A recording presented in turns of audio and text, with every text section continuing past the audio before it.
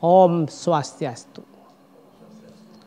Halo Maktisen, apa kabar? Jumpa kembali dengan saya Imadi Iwan Darmawan dalam acara Tabu, Tradisi Budaya Adat dalam Kehidupan Sehari-hari. Hari ini kita akan membahas tentang perempuan karena bertepatan dalam bulan Kartini. Seperti diketahui, seorang Kartini telah membuat buku yang merupakan sebenarnya kumpulan dari surat-suratnya yang pada kawan-kawannya di Eropa. Seorang Kartini yang akhirnya menjadi seorang istri, kemudian meninggal ketika masih sangat muda, sekitar umur 25 tahun. Dan buku Kartini kemudian menjadi inspirasi karena selain Kartini menginspirasi, tapi Kartini juga mendorong sikapnya, salah satunya dengan mendirikan sekolah Kartini. Dan sekolah Kartini kemudian beredar di mana-mana di Indonesia. Itu pada tahun 1900-an. Karena itu pada hari ini kita akan membahasnya. Sudah ada bersama kami Ibu Rektor Universitas Ngurah Rai, Ibu Dr. Putu Tirka Widanti. Nanti kita akan banyak membahas, Bu. Selamat jumpa, Bu. Selamat jumpa. Selamat sore, Mas Iwan. Sore. Kemudian seperti biasa kita akan ada seorang profesor. Selamat jumpa, Prof. Ya, Profesor Dharma Putra yang akan membahas dari perspektif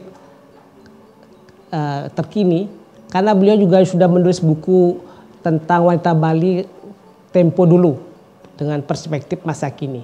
Profesor akan membicarakan lebih banyak tentang apa perempuan Bali, mengapa perempuan Bali, siapa perempuan Bali. Banyak perempuan Bali. Itu.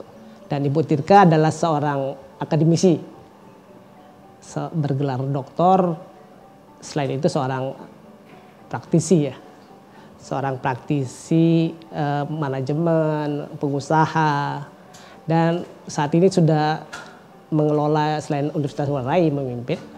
Kemudian Ibu juga nampaknya juga mengelola sebuah sekolah khusus. Bisa khusus artinya kekhususannya pada lingkungan hidup hijau, maka disebut Green School. Nanti kita tanya banyak. Tapi kita ke Profesor Dharma Putra dulu, Prof. Seberapa kuat sih pengaruhnya Kartini kemudian bagi perempuan Bali? Ya. Karena buku itu muncul 1911 mungkin, karena kan kita juga masih zaman feodal. Ya. Izinkan saya membuka masker untuk menjawab pertanyaan ini. Ya, pertanyaan seberapa besar, sejauh mana pengaruh pemikiran Kartini terhadap perempuan Bali, betulnya itu kita bisa lacak dari kegiatan-kegiatan yang dilakukan oleh tidak saja perempuan Bali tapi juga intelektual Bali mulai tahun 1920-an. Tepatnya 1923 di Bali ada perkumpulan Santi yang salah satu kegiatan adalah membuka sekolah untuk perempuan. Kita tahu di Bali sekolah sudah didirikan antara lain oleh Belanda 1872 di Singaraja, tetapi kebanyakan yang sekolah itu laki-laki, anak laki-laki, perempuan tidak diutamakan. Itu tahun 1872-an. Kemudian 1920-an timbul kesadaran untuk membuat sekolah khusus perempuan yang dilakukan oleh organisasi Santi itu. Dan ini satu bukti juga bahwa gagasan Kartini untuk memberikan pendidikan kepada perempuan Bali bergema di Bali, berpengaruh di Bali. Yang tidak kita tahu adalah lewat saluran mana intelektual Bali, laki atau perempuan, menangkap pikiran-pikiran Kartini. Mungkin kita bisa menduga, mungkin baca buku, karena seperti Iwan katakan tadi, buku Kartini itu habis gelap terbitlah terang sudah dicetak, beredar 1911. Jadi 1911 ke 1920, 10 tahun kira-kira sampai di Bali. Tetapi selaku peneliti yang memiliki sumber yang terbatas, saya tidak pernah mendapatkan informasi bahwa intelektual Bali membaca buku itu. Tidak ada informasi bahwa mereka mendapat akses pada buku itu. Karena kalau kita lihat, mungkin masuk akal juga, buku itu mungkin tidak sampai, perpustakaan tidak ada, tetapi pemikiran bisa beredar dari mulut ke mulut secara lisan. Saya ingin memberikan satu contoh lagi, tahun 30-an, keinginan perempuan Bali untuk memajukan perempuan Bali itu semakin kuat. Ada 1936, ada organisasi Putri Bali Sadar. Itu merupakan turunan dari Putri Indonesia Sadar. Jadi di mana-mana muncul gerakan seperti itu, kita bisa menduga bahwa gagasan-gagasan memajukan perempuan bisa tertularkan lewat organisasi. Cuman lagi-lagi karena komunikasi tidak seperti sekarang, kita tidak tahu seperti apa, lewat saluran mana realnya pengaruh Kartini itu masuk. Yang jelas pengaruh Kartini sangat besar. Ya, itu perempuan Bali sebelum kemerdekaan, Prof. Ya. Dan waktu itu muncullah promosi pariwisata Bali di mana perempuan telanjang dada, misalnya ada foto-foto, postcard itu. Katanya itu juga ditentang. Oleh siapa itu? Ya, kalau kita berbicara perempuan Bali, kita bisa bicara lewat pendidikan. Karena perempuan Bali tahun 30-an sudah banyak yang menjadi guru. Jadi mereka disekolahkan oleh Belanda ke Blitar. Jadi kalau tidak salah menurut hasil penelitian saya dan dimuat di buku Wanita Bali Tempo Dulu Perspektif Masa Kini, itu ada 11 atau 13, dulu kita sebut wanita, sekarang perempuan, itu dikirim oleh Belanda sekolah di Blitar. Di Blitar mereka bertemu dengan ibunya Bung Karno, I Gusti Nyoman Rai. Biasalah kalau istilah sekarang itu Bali diaspora. Ya. Kalau orang Bali pergi ke satu tempat pasti yang dicari orang Balinya sesama, atau orang Bali yang di tempat itu juga welcome. Jadi mereka ketemu dengan Gusti Nyoman Rai di situ. Ya. Jadi 11 atau 13 wanita ini setelah sekolah di sana, salah satu diantaranya Nyonya I Gusti Ayu Rapeg yang kemudian menjadi istri dari I Gusti Putu Merta. I Gusti Putu Merta ini sempat menjabat Gubernur Bali setelah 65. Kita dalam tanda petik kehilangan gubernur, dia sempat menjabat. Kemudian kelompok inilah yang menjadi guru dan mereka melihat bahwa hanya perempuan, hanya guru perempuan yang memiliki kepedulian yang keras untuk membela perempuan. Makanya dibuatlah kursus buta huruf untuk perempuan. Kemudian dibuat kegiatan fundraising, mengumpulkan dana untuk memberikan beasiswa kepada perempuan supaya bisa sekolah. Karena waktu itu orang miskin tidak mampu mengeluarkan biaya untuk sekolah. Dan satu lagi yang Iwan tanyakan tadi, perempuan-perempuan ini tidak saja berurusan dengan program pemberantasan buta huruf, tetapi juga menjaga harkat martabat perempuan. Nah, tahun 30-an itu Bali yang mulai dikenal sebagai daerah tujuan wisata banyak dicitrakan sebagai pulau telanjang dada, bare breast. Jadi payudaranya kelihatan. Perempuan Bali ini yang tergabung dalam Putri Bali Sadar memprotes ini. Makanya tema sekarang cocok sekali, protes perempuan Bali. Untuk menunjukkan bahwa perempuan Bali itu tidak seperti secara umum digambarkan orang yang nerimo, kalem, polos, tidak berani bicara, tidak perlu berbicara, tidak berguna berbicara. Tetapi waktu itu dia memprotes, menyampaikan kepada pemerintah Belanda, perwakilannya di Bali, untuk mengeluarkan larangan agar perempuan Bali yang telanjang dada itu jangan lagi difoto jangan lagi dipamerkan hanya untuk kepentingan promosi-promosi yang tidak baik untuk perempuan. Jadi tidak saja di bidang pendidikan, tapi juga di bidang harga diri. Jadi saya lihat perjuangan perempuan lewat protes-protes mereka itu luar biasa. Kalau mau ada satu cerita lagi bagaimana perempuan Bali waktu itu juga yang tergabung di Putri Bali Sadar melakukan semacam protes juga atau unjuk rasa kepedulian kepada pemerintah Belanda agar cepat-cepat mengeluarkan undang-undang perkawinan. Undang-undang perkawinan. Karena waktu itu banyak laki-laki Bali yang poligami, tidak ada ketentuan yang melarang. Kalau undang-undang perkawinan ini dikeluarkan kan poligami bisa ditekan. Jadi sampai segitunya perempuan Bali tidak saja membela untuk pemberantasan buta huruf yang telanjang dada dikomodifikasi untuk citra pariwisata, tapi juga untuk mencegah poligami, perempuan menjadi istri kedua atau ketiga dan seterusnya. Jadi luar biasa pengaruh pemikiran Kartini. Iya, Prof. Yang menarik dari buku Prof itu yang saya lihat itu adalah perempuan-perempuan itu bersama-sama naik sepeda. Kemudian perempuan-perempuan itu menggunakan kebaya. Apa itu juga bagian dari perlawanan bahwa perempuan itu boleh loh kita menunjukkan jadi diri gitu. Ya, saya kira dari cerita-cerita tadi, ilustrasi-ilustrasi sebelumnya jelas sekali tampak bahwa perempuan Bali ya maju bersama-sama mendukung kaumnya dan melakukan hal-hal yang baik untuk ditunjukkan kepada masyarakat.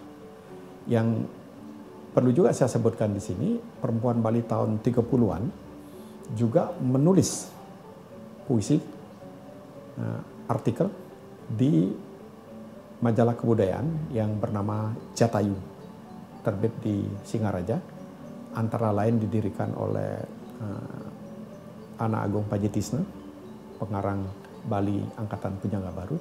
Nah, di situ perempuan yang tergolong dari dalam Putri Bali Sadar, yang dulu sekolah ke Blitar, menyampaikan pikirannya.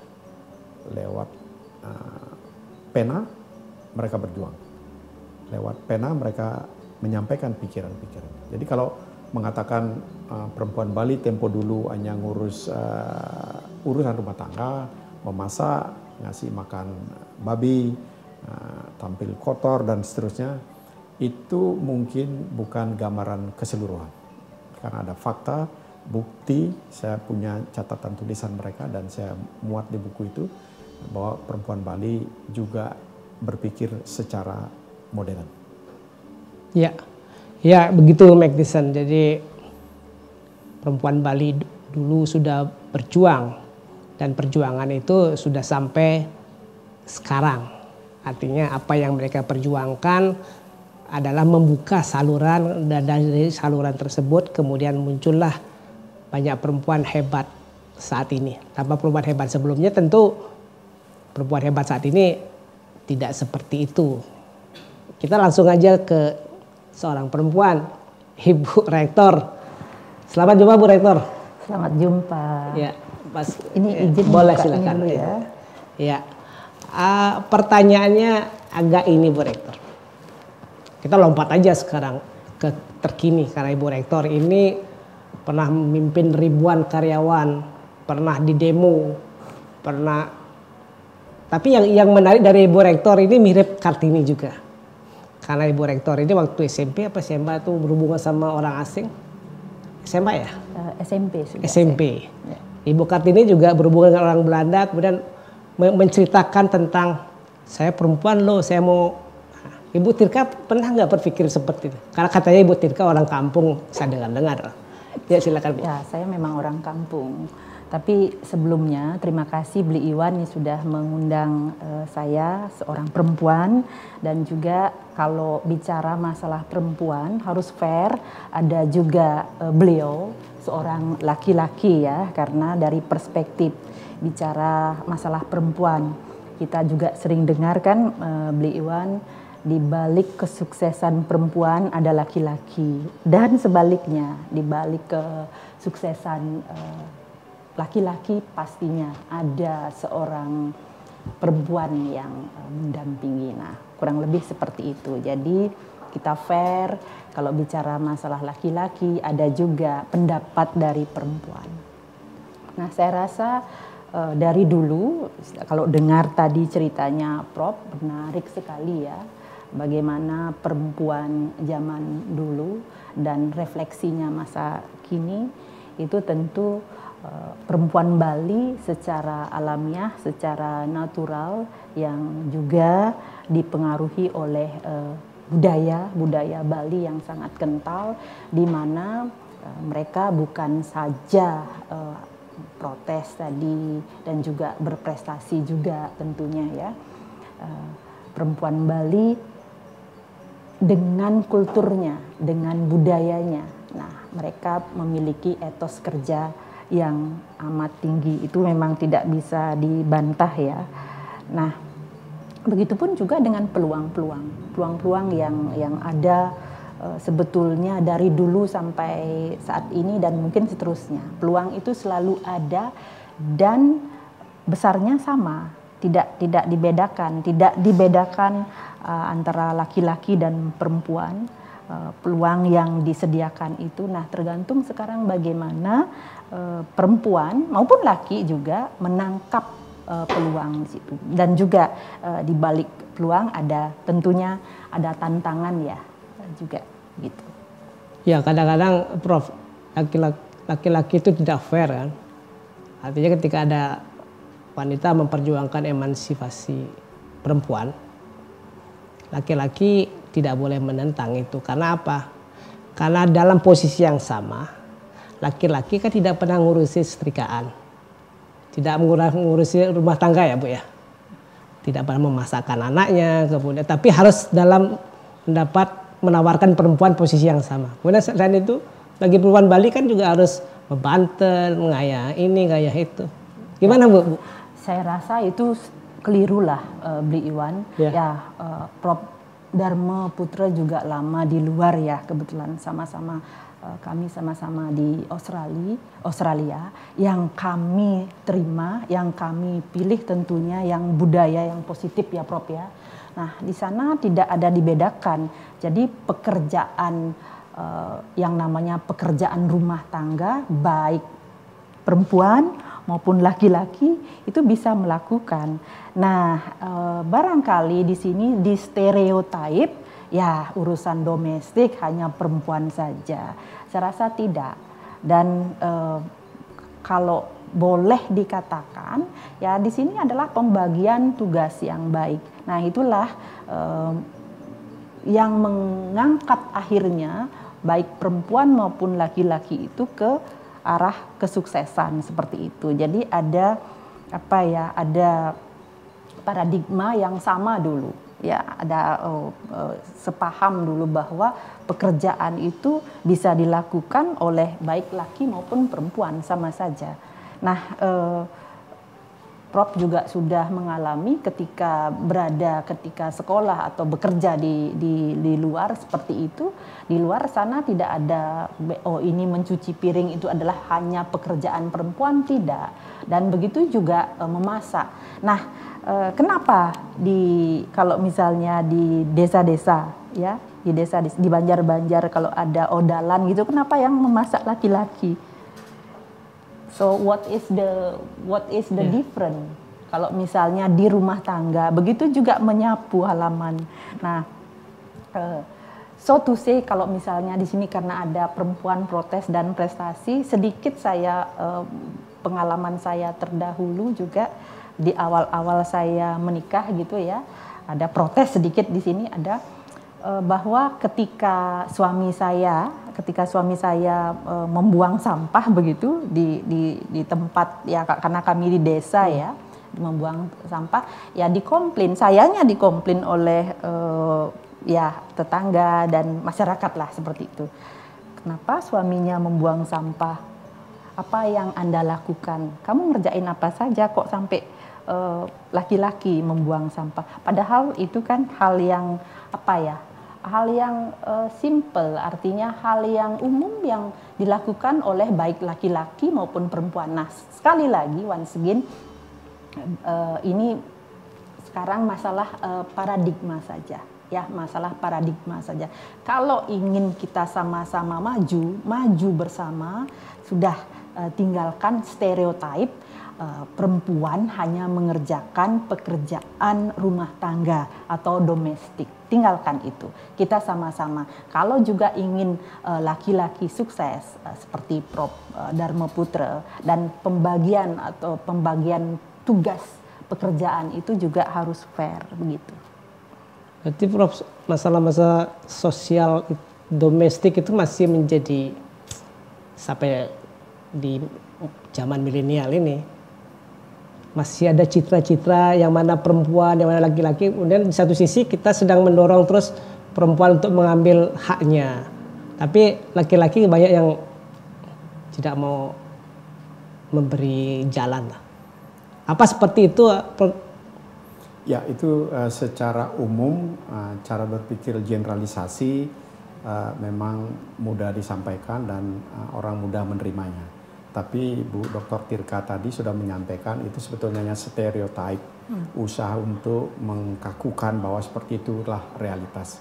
Padahal dalam hal kenyataan kalau kita lihat secara rigid, secara spesifik, seperti dikatakan oleh Bu Dr. Tirka tadi, banyak juga laki-laki yang bekerja di dunia domestik, ya. Kalau kita lihat di dalam kegiatan adat misalnya, yang mebat, yang membuat masakan itu laki-laki, yang membuat lawar dan seterusnya laki-laki. Terus kalau kita lihat lebih jauh lagi pembagian kerja secara seksual yang membedakan dunia domestik dan dunia publik, sebetulnya dari dulu perempuan itu juga aktif mencari income di dunia publik.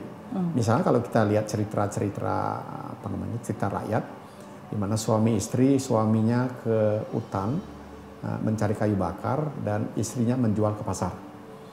Ketika si istri ikut ke hutan itu tidak dilihat, hanya dilihatnya ketika menjual ke pasar.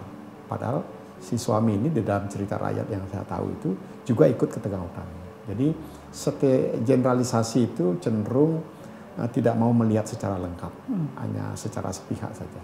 Kemudian kalau kita lihat situasi milenial sekarang dan secara global itu, kalau kita lihat dunia media massa misalnya, kan banyak sekali pengasuh acara food di televisi itu seperti Gordon Ramsay, kemudian Anthony Bourdain dan segala macam di Asia Food Channel, BBC dan seterusnya, itu banyak laki-laki. Dan anak-anak milenial menonton itu dan mereka tidak berpikir seperti kita bahwa domestik urusan perempuan, dapur urusan ibu-ibu, sedangkan di luar urusan laki-laki. Mereka sudah berpikir beda.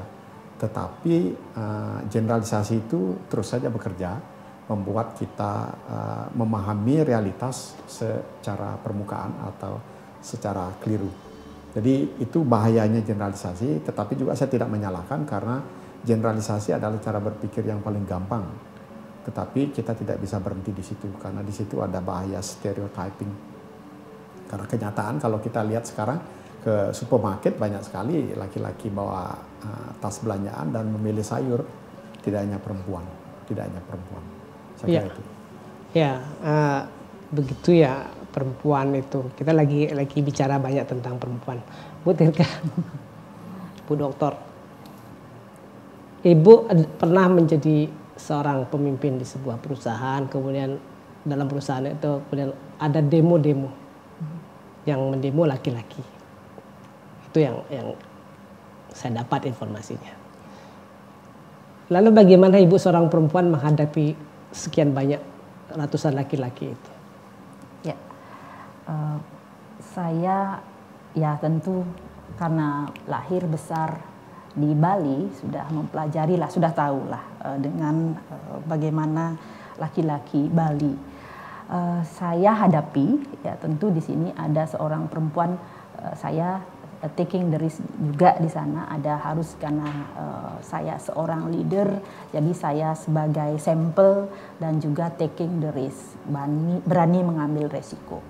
Dan secara psikolognya ini, kalau laki-laki itu tidak gentle lah menghadapi perempuan seperti itu ya, saya hadapi dan berkomunikasi dengan baik. Kenapa demo, apa yang diminta dalam demo, apa miskomnya, apa miskomunikasi, apa yang diinginkan sebetulnya dari tujuan kenapa mereka demo. Dan tentu pada saat itu ya saya tidak menyalahkan mereka juga, karena ada hal-hal, ada keinginan yang mereka inginkan pada saat itu belum terpenuhi. Jadi kita bisa komunikasi dengan baik dan kita bisa menyelesaikan hal itu dengan baik. Ya, tadi kembali pada Ibu Kartini. Beliau punya kawan-kawan di Eropa, kemudian korespondensi, kemudian kawannya di Eropa kemudian membukukan sebagai itulah pemikiran dan kehidupan seorang Kartini. Ibu Tirka juga nampaknya juga sejak muda berhubungan dengan orang asing. Kemudian bekerja di perusahaan asing, kemudian memimpin beberapa orang asing untuk beberapa pekerjaan. Nggak takut? Gimana dapat nyali itu? Nggak takut itu. Ya artinya ya kembali lagi Bli Iwan, kita hidup di Bali, perempuan Bali sudah terpengaruh dengan budaya Bali ya. Tadi Prof juga sudah cerita bahwa perempuan Bali dari dulu sebetulnya sangat-sangat berani. Sangat berani sepanjang mereka berada di koridor. Jadi koridor yang benar. Nah, koridor salah satunya adalah budaya Bali juga ya. Mereka tidak lepas dari sana. Dan saya kelas 3 SMP, naik kelas 3 SMP saya sudah ke Australia, sudah ke Darwin waktu itu. Dimana kalau teman-teman saya waktu itu yang diajak dalam satu grup itu sudah SMA, ada yang kelas 2 mau naik kelas 3, sedangkan saya baru kelas 2 SMP mau naik kelas 3. Tapi saya tidak takut karena itu tadi ada taking the risk tadi dan koridor tadi. Sepanjang saya pegang prinsip sepanjang saya melakukan hal yang benar, dan tujuan saya ke Australia adalah belajar, mempelajari suatu hal dan memegang misi seperti itu. Ya, Pak Prof punya referensi siapa tokoh perempuan yang berani mengambil risiko? Kalau untuk pahlawan lah. Di Bali. Ya, kalau kita lihat sejarah kan Ratu Istri Kadeu yang di Klungkung itu yang berperang dalam Puputan, dan disitulah untuk pertama kalinya kita di Bali mampu menimbulkan korban jatuh di pihak Belanda. Tahun 1906 Perang Puputan Bandung, kebanyakan korbannya dari kita. Tidak satu pun ada tentara Belanda sampai meninggal, tercatat meninggal. Tapi kalau di Klungkung itu meninggal. Itu kalau tidak salah Tuan Michel yang meninggal. Nah, itu salah satu contoh di sejarah. Kalau kita lihat contoh di cerita yang terus menggema sampai sekarang, kita lihat orang seperti Nidya Tantri. Nidya Tantri itu kan dalam cerita rakyat yang kemudian diangkat menjadi novel, jadi komik dan seterusnya. Di situ diceritakan Nidya Tantri itu memiliki kemampuan bercerita yang luar biasa, memiliki pengetahuan dan filsafat kebijaksanaan yang luar biasa, sampai mampu membuat raja yang, mohon maaf, setiap malam harus mendapat satu perawan. Ketika sudah habis perawan di negerinya, lalu patihnya tidak punya pilihan lain kecuali menyerahkan anaknya, menyerahkan Tantri sebagai anaknya untuk mendampingi raja. Ternyata itulah tokoh tantri yang akhirnya membuat raja sadar bahwa perlakuannya menerima, membutuhkan perawan tiap malam itu keliru. Dia sadar. Jadi dari tokoh fiktif di cerita dan tokoh nyata di sejarah, Bali memiliki sumber inspirasi seperti Dr. Tirka sampaikan tadi, untuk perempuan Bali selalu berani. Jadi tidak mesti takut.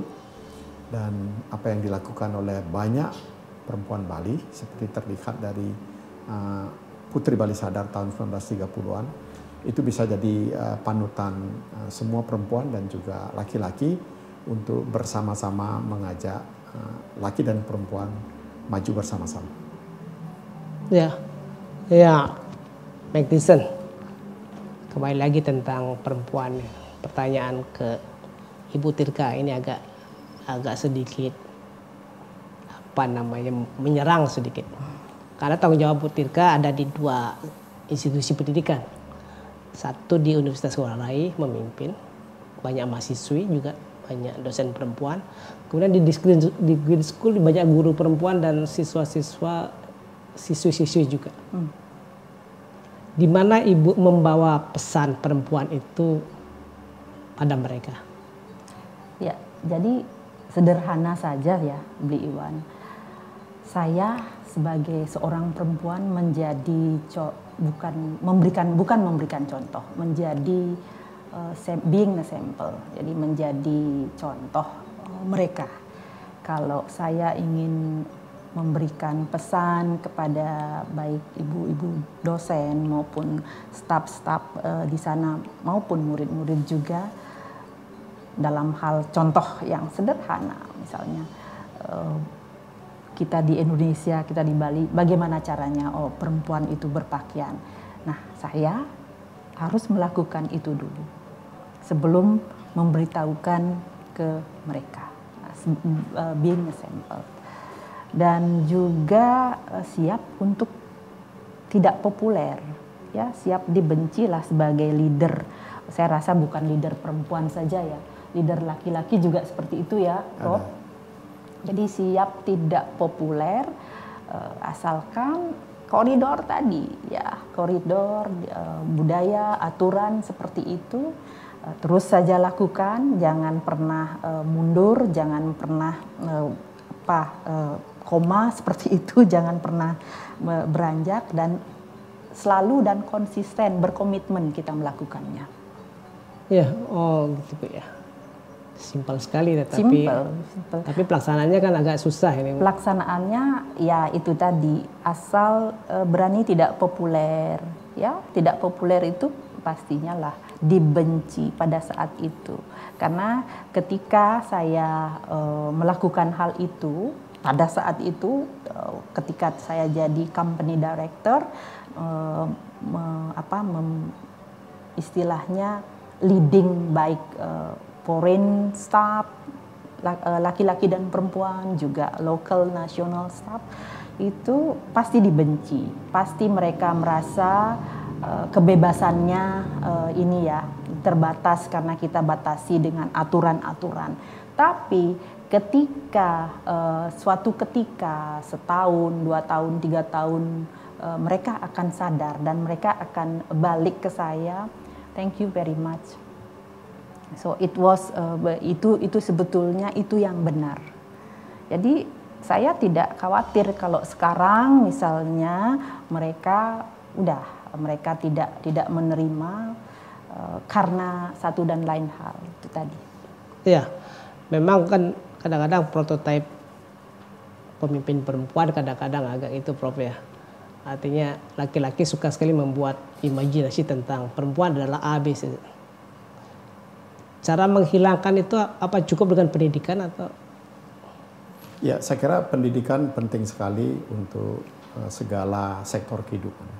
Segala sektor kehidupan. Apakah akan menjadi pemimpin, apakah sekedar menjadi guru atau bekerja, itu pendidikan sangat menentukan. Saya sering menyebutkan pentingnya bakat alam dan intelektualitas. Bakat alam itu apa yang dibawa orang sejak lahir, itu mungkin susah ditawar karena apa yang dibawa sejak lahir. Tetapi bakat itu baru bisa berkembang baik kalau ada intelektualitas. Dan intelektualitas ini diasah lewat pendidikan. Makanya saya punya rumus, menjadi apapun Anda bisa memegang konsep baik. B itu bakat, A itu alam, I itu intelektualitas, K itu keyakinan. Seperti Dr. Tika menyampaikan tadi, punya bakat, kemudian intelektualitas tinggi, tapi tidak punya keyakinan, tidak punya rasa percaya diri, bicara di depan umum ragu, menyampaikan gagasan takut, tidak akan jadi.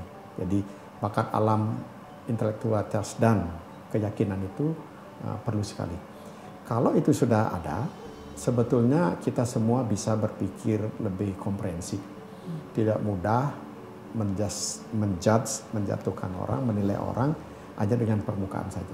Ya, kita harus melihat secara komprehensif apa saja yang mereka punya. Terutama kalau kita menjadi pemimpin seperti Dr. Tirka menjadi rektor universitas, itu kan berat sekali. Itu berat sekali. Jadi tetap harus memiliki modal baik itu, modal baik.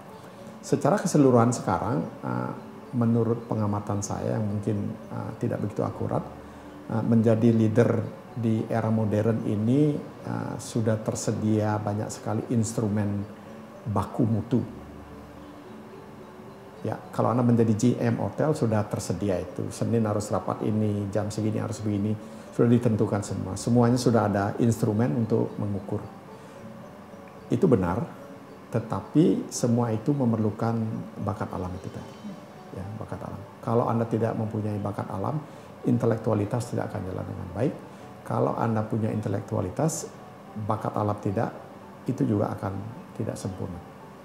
Jadi perlu sekali pendidikan untuk mendukung bakat alam dan meningkatkan rasa percaya diri untuk menjadi apapun yang baik, entah pemimpin, entah manajer, entah juga menjadi kepala keluarga atau menduduki posisi di tingkat desa. Desa juga justru jauh lebih kompleks. Makanya kalau kita lihat kenapa bisa dia menjadi bendesa adat atau ini, pasti terlihat memang punya bakat alam untuk memimpin dan memang dia punya intelektualitas. Biasanya untuk di desa itu intelektualitas itu diukur dari pengetahuannya tentang sastra, agama dan kebudayaan. Saya kira itu. Ya, ke Bu Tirka ini, karena dari baik itu satu hal yang tidak gratis, tidak bisa juga didapatkan walaupun bisa. Tentang keyakinan, karena itu ada di hati kan Prof ya, di hati. Saya yakin nggak mungkin akan ada baku mutu, ada 10 pilihan, 12 pilihan atau 2 pilihan pun tetap pilihan dan membuat keyakinan. Karena Bu Tirka sudah pernah mengambil take the risk ya. Take the risk. Take the risk. Jadi keyakinan, kemudian memastikan saya mau ambil yang mana. Itu Bu, apa tipsnya? Tipsnya, I choose to fail. Saya siap gagal. Siap gagal, Bro. Kan nggak pasti malu dong. Kalau gagal kan orang kan selalu bilang, saya malu nanti. Ya, dari kegagalan saya, if semoga tidak gagal. Kalau sudah siap gagal, sukses tentunya siap dong, pastinya. Ya, saya siap gagal mungkin sehari setelah dilantik saya menyatakan diri di kampus, di universitas, saya siap gagal. Ya, kalau sudah siap gagal pasti sukses juga nerimo tentunya. Baru next.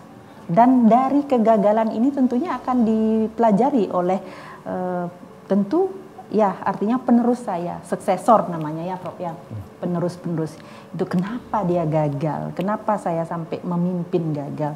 Nanti akan ada sebuah studi seperti itu. Karena saya seorang educator lah, tentunya ingin juga membuat sesuatu studi seperti itu, pemahaman juga yang bisa dipelajari oleh suksesor saya nantinya. Ya, Mike Tyson, kadang-kadang orang yang selalu mengatakan saya siap gagal, ternyata dia punya rencana tersembunyi. Apakah Ibu behind the scene-nya itu, apakah Ibu belajar, apakah ini, apa tuh? Kan itu yang sering orang saya siap gagal, tetapi dia sudah mempersiapkan banyak. Kalau Ibu? Saya menyiapkan diri saja kali ya. Saya berkonsisten, komitmen melakukan apa saja yang ada di depan mata saya saat ini. Dan saya bertanggung jawab atas amanah yang telah diberikan. Di 2 institusi ya, Beli Iwan, baik di universitas maupun di sekolah asing. Itu. Ya, persiapan utama Ibu Tirka ini, beliau adalah seorang pekerja, seorang businesswoman di sebuah perusahaan, kemudian berusaha mendapat pendidikan yang bagus tanpa kampus, kemudian menjadi seorang doktor. Itu mungkin salah satu bagian dari untuk menyiapkan itu, berarti gagal itu. Ya, saya tidak pernah menyiapkan sebetulnya. Ada waktu saya belajar gitu aja. Ada waktu luang saya belajar. Dan saya melanjutkan sekolah S3, padahal waktu itu kan sudah jadi direktur ya, artinya sudah ada inilah pekerjaan, let's say seperti itu. Tapi kuliah lagi, sekarang juga masih kuliah. Ya, pendidikan kan tidak hanya di kampus, di universitas. Pendidikan bisa saja juga di masyarakat. Dengan ini juga saya mendapatkan ilmu dari Bli Iwan, dari Prof banyak sekali. Itu ya Bu ya. Jadi Magdison dimanapun berada, kalau Anda sudah berani mengatakan berani kalah, siaplah terus mengejar kemungkinan untuk menangkan dengan belajar, dengan bertemu orang, menambah wawasan. Sebagai penutup, Prof, apa perempuan Bali terkini, apa yang harus dilakukan? Ya, saya kira perlu dilihat bahwa sekarang itu era perempuan jelas sekali. Tanpa kita sadari mungkin, sebagai contoh kecil, saya mengajar di Universitas Udayana.